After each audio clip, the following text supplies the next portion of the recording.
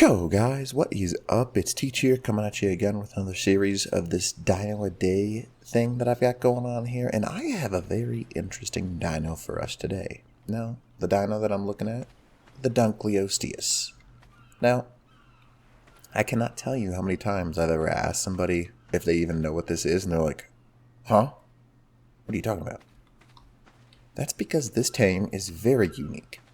It's very hard to tame because it's only in the deep ocean. However, it's got some really neat abilities. Let's go ahead and check out its stats. Now, it did take a little bit of damage, so go ahead and do this. I just was kind of seeing, how much damage it actually takes from something you're going to enjoy in a second here. So, 1.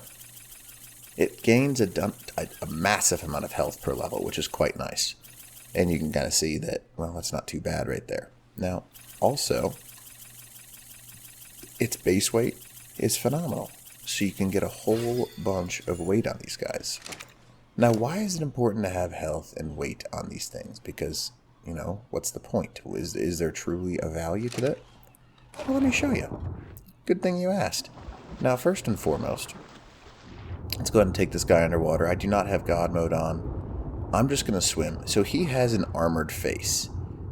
I can't really show you his armored face from this angle, so that's interesting. Let's go ahead and see if I can K-mode his armored face. Kind of hard to tell from there, but he does have an armored face. And because he has an armored face, he takes reduced damage to 79. That is a heavy 79 damage per shot. Now, if you were to have him at full health, let's say you could probably easily get a wild tame up to like 50k, have some raw prime meat on you, you could definitely do some raiding with the Dunkleosteus. Now, just so I don't have to come up for air, I'm going to go ahead and turn God mode on. Oop, I can't do it when I'm riding him. There. So, now what else is the point of this guy? Because, yeah, cool, he can do that teach. What else is he capable of? Because it doesn't seem like he's any better than anything else that we already have. Now, he does gather something that is kind of unique. He gathers oil, stone, metal, crystal, and black pearls. Yeah, that's what I thought. Now, just to show you, I'll kind of like go around and gather some of this stuff.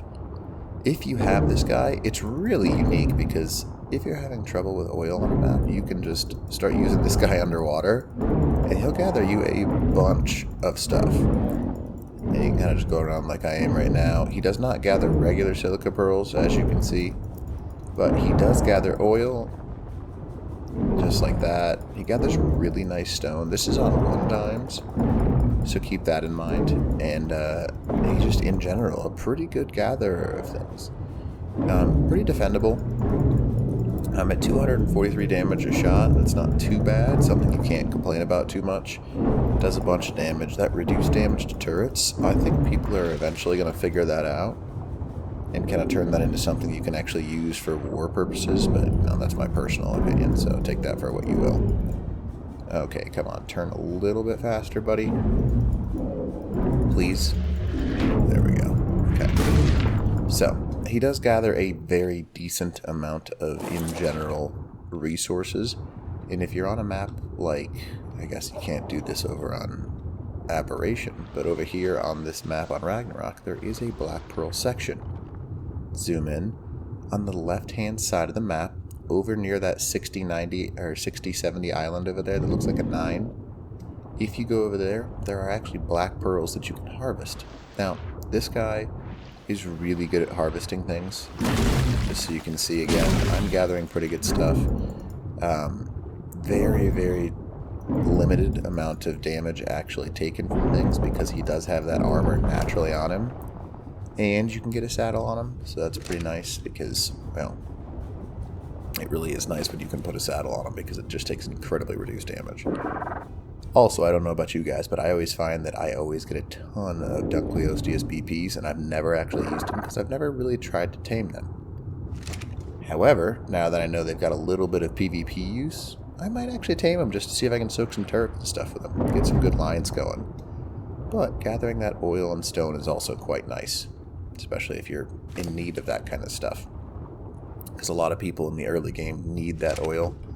And Dunkleosteus, as long as you can get down to the bottom of the ocean, because their turn radius is so wide, as you can see right here, you can kind of stay in the middle and just continue to knock them out because they have a huge turn radius. So I suppose that's one of the big negatives of them.